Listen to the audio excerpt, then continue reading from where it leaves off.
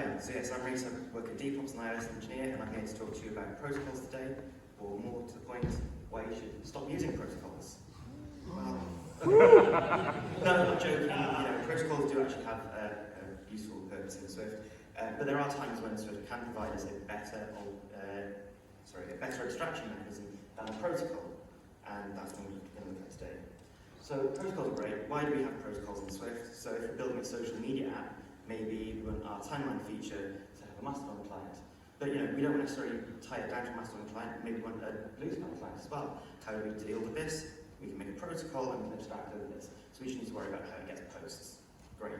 So you may know the talk Protocol-Oriented Programming in Swift from WWDC 2015, probably one of the most influential talks in Swift history, I guess.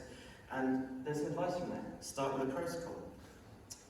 Except the problem is, the actual quote was, don't start with a class, start with a protocol. And it's talking about starting with a protocol for sharing generic algorithms and things like that as an abstraction mechanism instead of class-based inheritance hierarchy. Okay? So let's have a look at some, I think the problem is, a lot of people took this advice and they thought, okay, start a new feature, start with a protocol. Great. That's not always useful, though, unfortunately. So protocols aren't always useful, or maybe they're not always the abstraction mechanism you're looking for, or maybe you don't even need an abstraction mechanism. So, how many times you've got a protocol where the only requirements are properties for sort of abstracting a data type? Do you really need that? Maybe you've only got one implementation of this protocol in your entire code base. Maybe it's time to think about what you're really gaining from abstracting this, and you can do something like this, where you replace the protocol and implementation with a single concrete data type of a struct. Okay, so maybe you're a UI kit developer, you know that objects communicate via delegates quite often. And so when you've got a color view controller, you want to let other objects know that your color view controller has selected a color.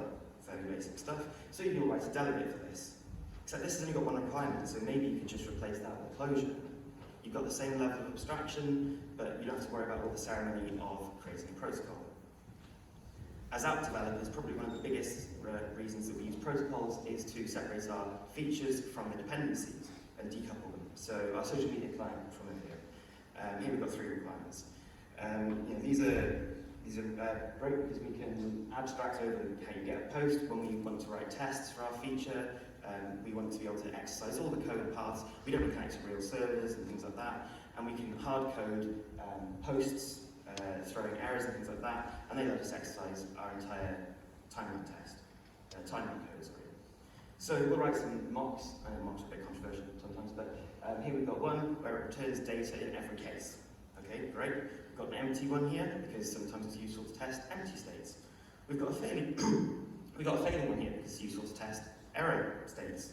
But I don't know about you, that's quite a lot of code, right? It's a lot to implement, and not every use case is one of these methods useful. But you're forced to implement it because that's what the protocol requires. So, an alternative. Here, we've got a protocol of methods. But what about a struct of closures instead? And here's how we can implement our mock. This is our base mock. And actually, we can do things like adding xctfail in here. And this means that whenever you call one of these methods without overriding it, it will xctfail. So that means that you know that if you get a failure in your test, you weren't supposed to call that particular method. So we can then take our mocks from earlier, and we can cut them down to just this. We only override the methods they particularly need. 1 minute left. And this is how it might look in an actual unit test. Pretty much the same thing. You can just override it as and when you need it. Live implementations look pretty much the same. They just abstract over what you need, and they provide an interface, which is one of the main reasons for protocols. There are other third-party tools we can use. So if you like Point3, they have an issue reporting library, so you can get this unimplemented method, which will xctfail or Swift test fail, depending on your library. There's the dependency client macro, which will automate all of this for you and add initializers and add methods with argument labels, which gets around a certain problem. But, protocols are still useful. I don't hate them. Sometimes there's just a simpler abstraction mechanism. Apple's APIs and Swift are protocol-oriented, so don't fight the system. Just consider using alternatives. Don't start with a protocol, start with a struct. Start when necessary.